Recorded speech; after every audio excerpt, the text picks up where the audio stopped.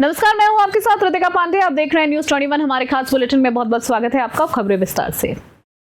रविवार 5 मई को कोयम्बटूर में आयोजित तमिलनाडु चैम्बर ऑफ कॉमर्स का 41वां राज्य सम्मेलन कॉर्पोरेट ऑनलाइन व्यापार वर्चस्व विरोधी विषय के तहत आयोजित किया गया था।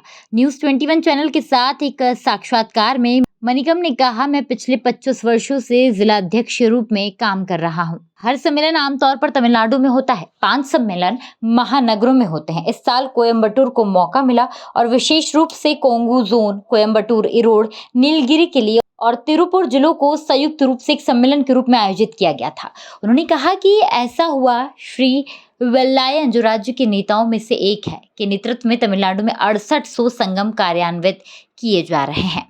उन्होंने कहा कि साकरा मंडल में इस देश ने कई ट्रायल जीते हैं। அதாவது சிறு வணிகர்கள் பாதிக்காத அளவுக்கு வியாபாரம் பண்ணணும். பெரிய மால்களுக்கு போய் அந்த பொருட்கள் வாங்கக்கூடாதுன்றது தான் மக்கள்கிட்டையும் சொல்கிறோம், சிறு வணிகர்கள்கிட்டையும் சொல்கிறோம்.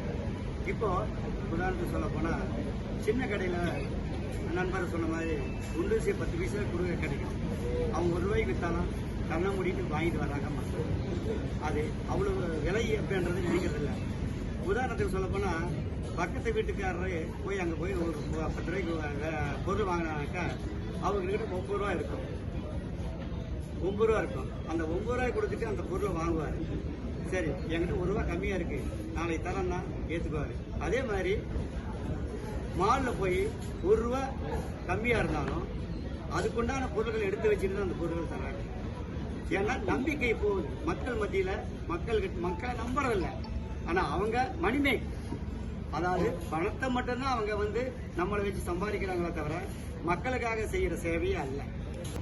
இந்த வணிகர்கள் இன்னைக்கு ஜிஎஸ்டி, நம்ம ஆன்லைன் வர்த்தகம், பெரிய பெரிய கார்பரேட் நிறுவனங்களும் பெரிய பெரிய மால் போட்டு இன்னைக்கு பெரிய பெரிய சின்ன சின்ன வியாபாரிகளை பாதிக்கிற மாதிரி சின்ன ஊசியில் நைட்டு தூங்குற கொசுவத்தி வரைக்கும் விற்க ஆரம்பிச்சிட்டாங்க.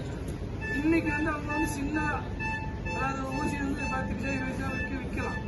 ஆனால் நாளைக்கு இது சிறு வணிகர்கள் அழிஞ்ச பிறகு இது பெரிய லெவலில் இதே ஊசி அவங்க 2 ரூபா விற்கலாம்.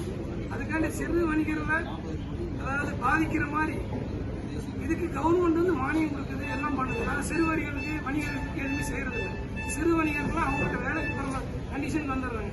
நிறைய கடைக்காரங்க இந்த கொரோனா டைமில் 3 கடைக்காரங்க கடையை தொடர்பு அவங்க வாழ்வாதாரம் இழந்து ஊரில் சும்மா வேலைக்கு போகிறாங்க. விவசாயம் இல்லாமல் சின்ன சின்ன சின்ன சின்ன வேலைக்கு போயிட்டு அன்றாடம் இன்னைக்கு 3 நேரம் சாப்பாடுறதுக்கே இல்லாமல் தான் இருக்குது. நிறைய வணிகர்கள் போயிட்டாங்க. இந்த மாதிரி இதுக்கு தான் எங்கள் தலைவர் ஆரம்பத்தில் இருந்தே ஆன்லைன் வணிகத்தை எடுத்துக்கிட்டே இருக்குது.